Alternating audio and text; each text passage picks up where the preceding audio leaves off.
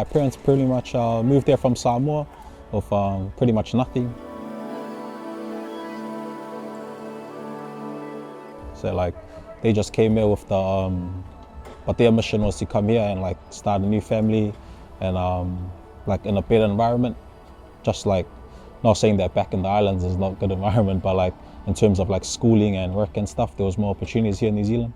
So yeah, that was a big sacrifice my parents like made, leaving like their parents and their families just to come here and find work. For me, it's just grateful, like if they never did that, I probably wouldn't even be here right now. And so yeah, like that's something I'll live for the rest of my life. And yeah, truly grateful for that. Once that realization kicked in, like ever since then, the mission is always to just give back to my parents. So like I'm still fortunate enough to have both my parents still alive. But yeah, like till the day they die, like I'll still continue to take care of them until that day.